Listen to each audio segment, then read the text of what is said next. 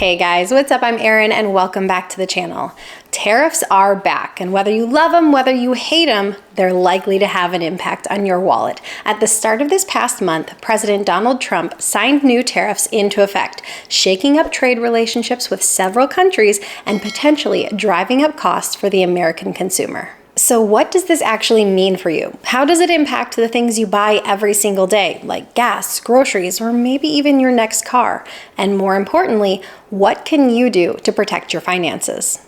Here are the key details. He issued a 25% tariff on all imports from Canada and Mexico, with an exception for a lower 10% tariff on Canadian energy products. This lower tariff would apply to crude oil, natural gas, petroleum, and electricity.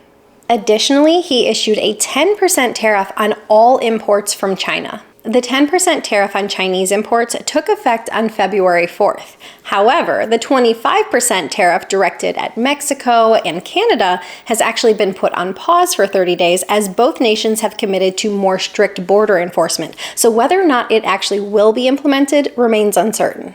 Now, as to be expected, when tariffs went into effect on Chinese imports, China responded with tariffs of its own directed at U.S. imports to their nation.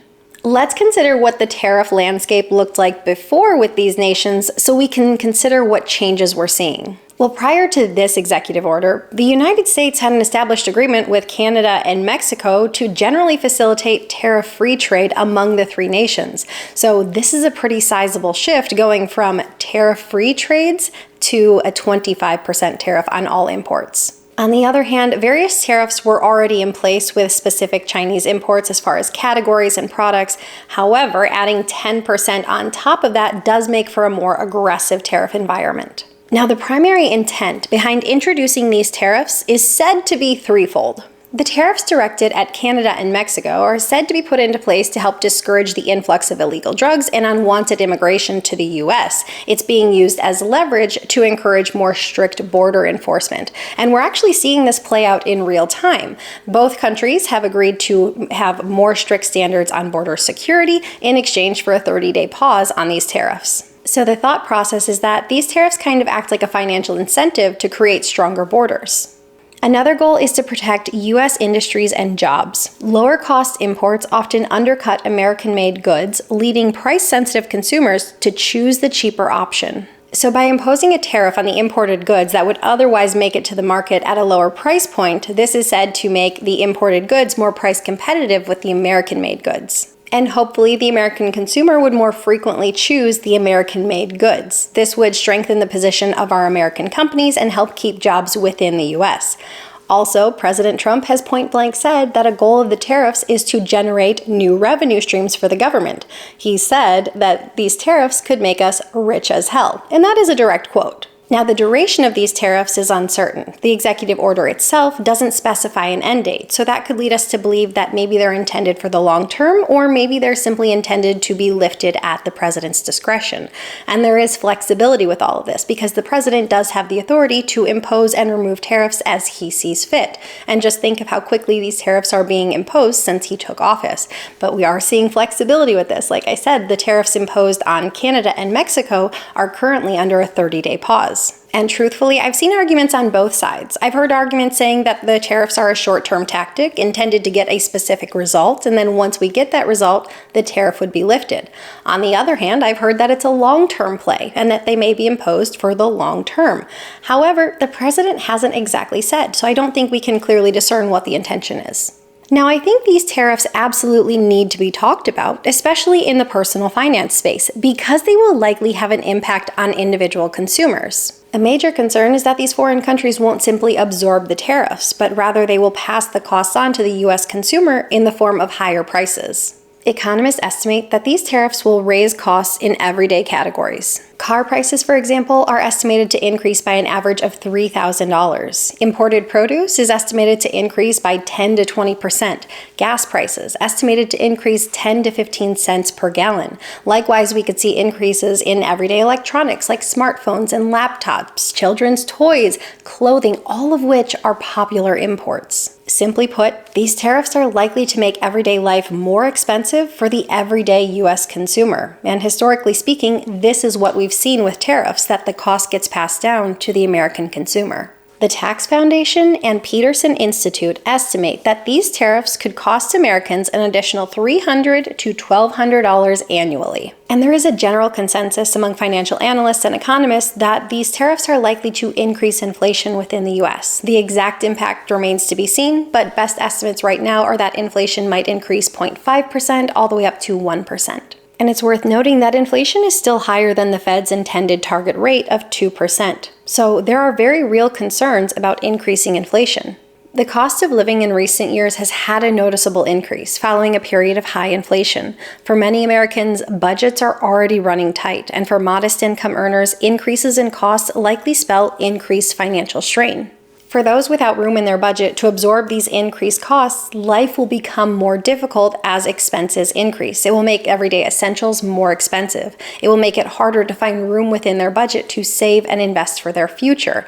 For those without this discretionary spending, life is going to get more difficult because it's going to get more expensive. Now, there's not much you can do about what's going on at the national level, but what you can do is focus on your personal financial situation. First and foremost, you want to look over your budget. Try to create some breathing room within your budget. Get rid of any of the non-essential spending and maybe spending that doesn't bring you happiness. For the spending that does bring you happiness, you still want to find a way to keep that in your budget. That's an important part of life, but it's likely that we're going to see the cost of goods and services increase. So yes, you still want to have fun, but you do want to pay attention to your budget. And I really like to focus on the big things. Focus on your housing, focus on your transportation. Maybe now is not the time to upgrade your vehicle. Maybe you make your vehicle last a few years longer than anticipated. Maybe you stay put and you don't upgrade your home. I like to focus on the big ticket items rather than nickel and diming my way to wealth. Also, keep your debt burden low, especially as we're facing higher interest costs. But I think it's a good general rule of thumb, not just in today's environment, but a good life rule of thumb that you want to avoid consumer debt and credit card debt. The interest rates on those types of debt are just too high. The typical consumer will pay over $280,000 in interest over the course of their lifetime. Now, this does look at all types of debt, but there's good reason to keep your interest burden as low as possible. And now more than ever, it's important to be an advocate for yourself. Make sure you're working in a field or an industry where you have income growth potential. Because if your income is stagnant in a time where inflation is high or prices are increasing all around you, that is a bad thing. You're losing purchasing power. Even if the number is staying the same on your paycheck, if everything is increasing in costs around you, that means you're losing money over time. And very importantly, now is a time where you have to be investing. You have to be focusing on building your wealth for the future. That means putting your money to work in the market, not just letting it sit on the sidelines in savings.